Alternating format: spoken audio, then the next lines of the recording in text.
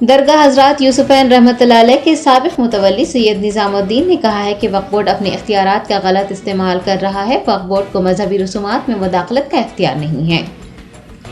तफसीलात के मुताबिक दरगाह हजरत यूसुफ़ैन रहमतुल्लाह अलैह वाक़ नामपल्ली में 11 रबीउल अव्वल से 10 दिन तक हर फ़र्ज नमाज के बाद ज़ियारत आसार मुबारक करवाई जाती है।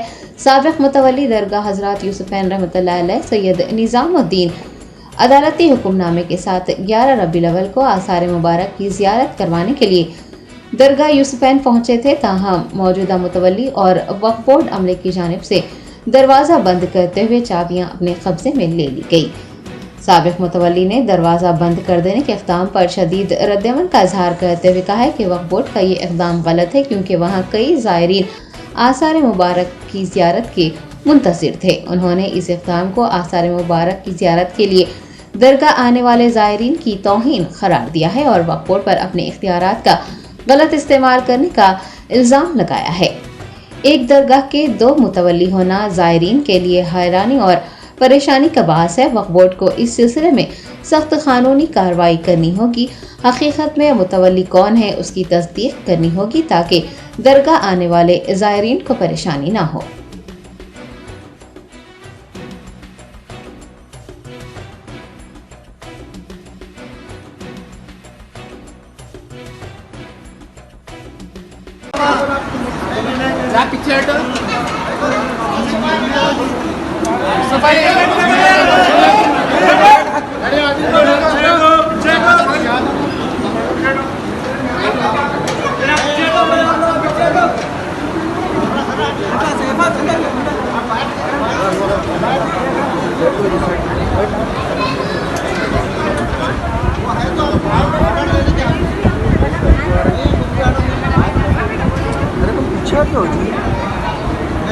बेटे जरा पीछे तो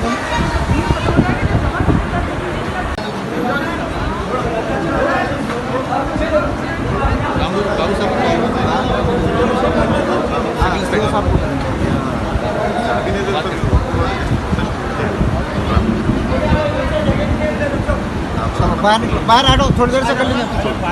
चलो बाहर आ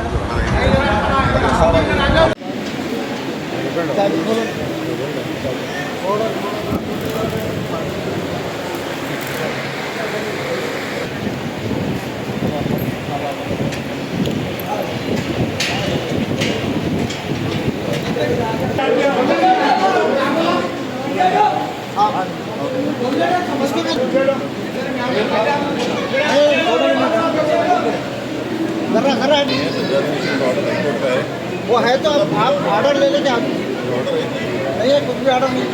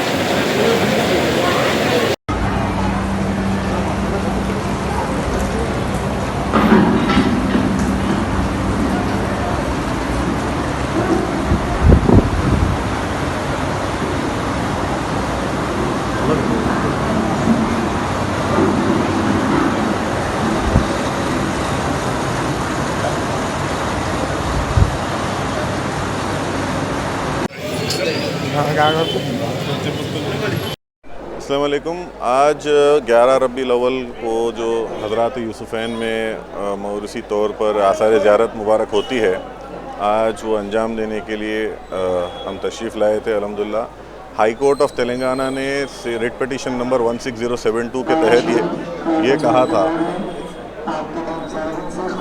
हाई कोर्ट ने अपनी रिट पिटीशन के ऑर्डर 16072 में ये ऑर्डर दिया था कि सैयद हसन शब्बीर हुसैनी जो पेटिशनर है, उनके जो राइट्स हैं एज अ पर्सनल बेनिफिशरी के तौर पर, सज्जाद नशीन के तौर पर, वो प्रोटेक्टेड हैं और वक्फ बोर्ड को इख्तियार नहीं है कि उसमें मदाखलत करें। पर आज हमने ये देखा कि यहाँ पर वक्फ बोर्ड के जो एक इंस्पेक्टर साहब हैं, अब्दुल खादर साहब, वो हमारे आने से पहले तो ये यहाँ पर एक जुलूस निकालने की कोशिश की कि एसीपी साहब ने उनको परमिशन दिया है, और एसीपी साहब से जब बात हुई तो एसीपी साहब ने उनको क्लैरिफाई किया कि हमारा नाम ना लें। तो फिर बाद उन्होंने वक्फ बोर्ड के इंस्पेक्टर जो हैं अब्दुल खादर, मैं ये साफ़ अल्फाज में कहता हूँ, वो दूसरी जमात से ताल्लुक़ रखते हैं, उनका अहले सुन्नतुल जमात से कुछ लेना देना नहीं है। उन्होंने यहाँ पर दरगाह आसर मुबारक की जो रस्म है हर साल जो 11 के दिन मगरिब के बाद होती थी, उसको आसर मुबारक को लॉक डाल कर वो चले गए। तो वो जो बिल्कुल नाकाबिल कबूल है, ये कंटेम्प्ट ऑफ द कोर्ट है, हाई कोर्ट के फ़ैसले की खिलाफ वर्जी है। उसके बाद सलाम पेश किया गया, उसके बाद फादा चादर गुल पेश करके हमने रस्म को ख़त्म कर दिया। सब ये सुफियान बाबा जो थे, उनको वक्फ बोर्ड ने जो है मुतल्लिशिप दिया था जी, उनकी आज जो मुतल्लिशिप कैंसिल हुई बोल के ऐसा इन्फॉर्मेशन है, क्या तक सही है साहब? नहीं साहब, वो जो एक्चुअली क्या है, वक्फ बोर्ड का जो डायरेक्ट मैनेजमेंट का प्रोसीजर है, वहाँ से ही लेकर वो डायरेक्ट ये हम कानून की खिलाफ वर्जी है कि कोई आदमी के मौजूद होते हुए सेक्शन 65 में आप डायरेक्ट मैनेजमेंट नहीं ले सकते, उसके कुछ शरायत है, क़वानीन है। उन्होंने ऑफिशियल ले लिए थे क्या? कौन सा? नहीं, ऑफिशियली उनको वक्फ बोर्ड ने बनाया था, पर उनके जो मैं समझता हूँ उनकी जो प्रोसीडिंग्स हैं वो हुकूमत के सामने हमने चैलेंज की थी, तो हुकूमत ने ये गौर किया कि अभी कुछ प्रोसीडिंग में लाकुना है, जिस वजह से उसको हुकूमत ने सेफ्टी अवेंस किया है। मगर मैं क्लियर अंदाज में कहता हूँ, वक्फ बोर्ड अपने पावर्स का ओवर मिसयूज़ कर रहा है। वक्फ बोर्ड का इख्तियार नहीं है कि मजहबी रसूमात में मदाखलत करे। मैं एक छोटी मिसाल देता हूँ, अगर कोई मस्जिद कमेटी या कोई ख़बरस्तान कमेटी में अगर किसी की मियाद ख़त्म होती है, क्या चेयरमैन साहब फ़ौरन वहाँ जाते हैं कि अगली नमाज मैं पढ़ाऊँगा? क्या सीईओ साहब वहाँ जाते हैं कि अगली नमाज मैं पढ़ाऊँगा, तुम्हारी मियाद ख़त्म हो गई? नहीं। दरगाह यूसुफैन को जानबूझकर एक टारगेट किया जा रहा है। इस दरगाह को यहाँ पे हमारे यहाँ कोई पावर्स नहीं थे, हमारे यहाँ चाबी थी और रसूमात हमारे अंडर थे, उसके बावजूद भी वक्फ बोर्ड ने मदाखलत की और खामखा परेशान किया। 70,000 प्रॉपर्टीज़ हैं तेलंगाना में, कितनी प्रॉपर्टीज़ में डायरेक्ट मैनेजमेंट मिली आपने? और कितनों की मियाद ख़त्म है तो अगले दिन वक्फ बोर्ड पहुँचता है? कहीं नहीं पहुँचता है। सिर्फ बवाल दरगाह यूसुफैन का बनाकर पीछे से गलत काम तमाम जो इलीगल काम है, जो आप हज़रात अखबारों में देख ही रहे हैं, वो तमाम हो रहे हैं।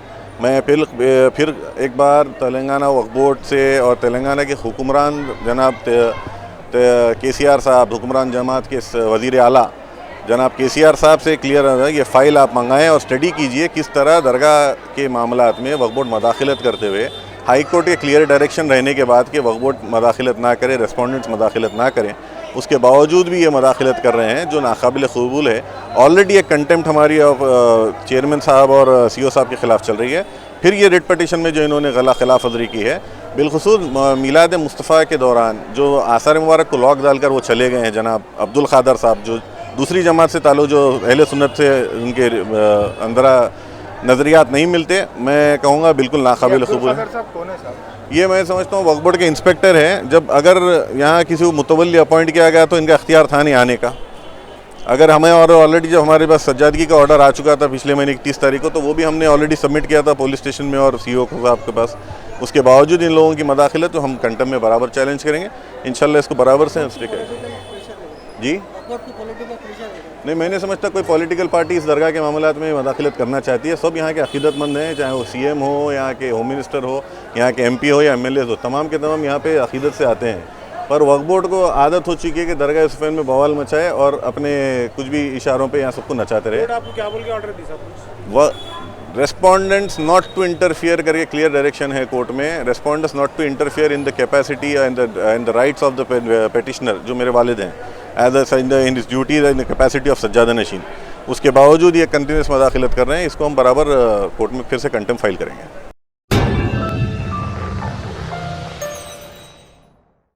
Germanton super speciality hospital, doctor Mir Jawad Zar Khan, senior experienced orthopaedic surgeon, bone fracture, joint replacement, hip replacement और स्पाइन सर्जरी कामयाबी से अंजाम दे रहे हैं।